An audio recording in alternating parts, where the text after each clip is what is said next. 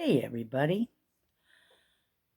Patriotism is something that I was always proud of feeling and enjoying.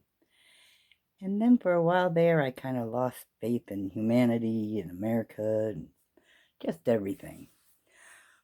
But after getting involved in the coin community, my faith in humanity was restored.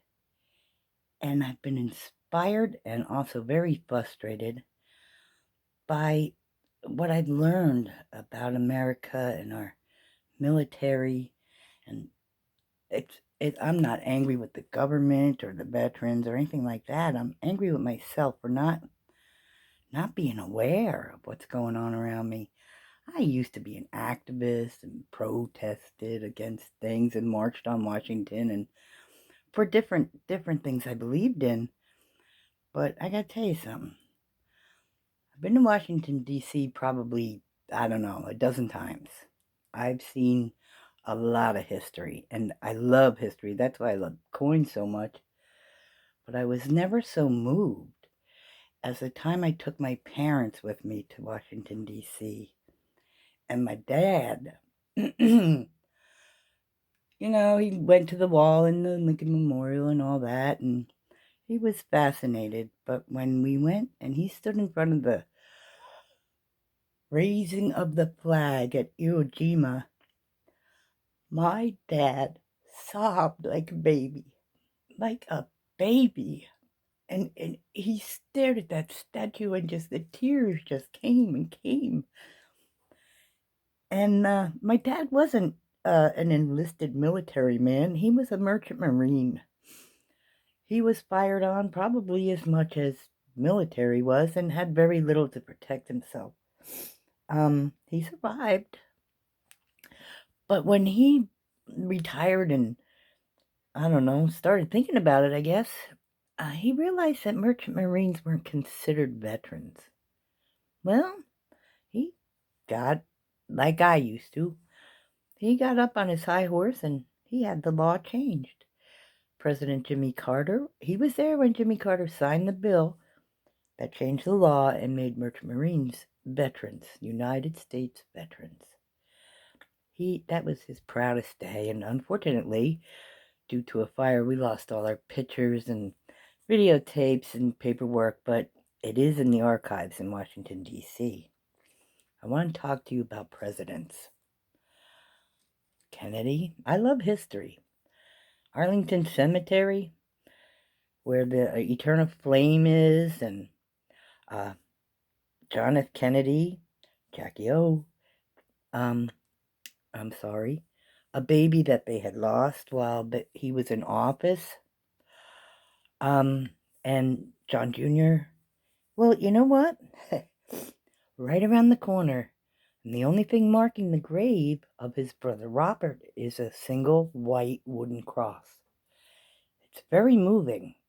The day I was there, it happened to be the week of his birthday, and there was a thing of flowers, and it said, from Maryland, and everybody was assuming, well, Marilyn Monroe had already been dead how many years? But anyways, this is Benjamin Franklin. I lived in Philadelphia for a while, and I used to think that it was Benjamin Franklin at the top of the courthouse in the middle of Philadelphia. It's not. It's William Penn. I mean, I know so much about history, and yet I allow people to disrespect our president, the president of the United States. For all of you who consider yourself American, is Donald Trump. And for that, he deserves respect. Politics, I don't care if you're right, left, in between, it doesn't matter. He is the president for all Americans. Now, these are Americans. These are Native Americans. So, there are so many Americans, and the way this country was built by so many different kinds of people, the melting pot they used to call it. If you look at it from the beginning, the Wild West and Lewis and Clark and the whole deal. I mean, this country became something amazing. That hasn't changed. We are still that strong. and will continue to be, as long as you remember that you're an American and should be proud to say that. Liberty, do you know what that means? Most of us don't. It's a big deal. And we need to teach our children that. They shouldn't, I apologize, but I'm going to say it out loud.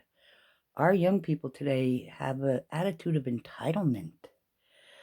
They don't understand hard work and growth and um, become a group becoming as one and all those things. They're very individualized, and I don't know, I think it has a lot to do with the screen in front of me, but I want everyone to look around you.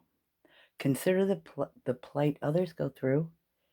Put yourself in their shoes. Remember what this country is built on.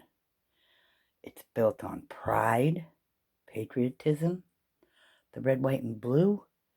Come on, guys. It's still there. I saw the original red, white, and blue. The flag that flew above the ship where Francis Scott Key wrote the Star-Spangled Banner. The original flag comes down every 3 hours. They let it expose to air for like 5 minutes. It's amazing. It's huge. Take a look at your country and appreciate what it is.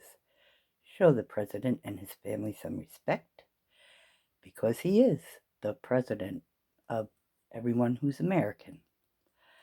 So I hope this will count as the doing something public, but I do volunteer work for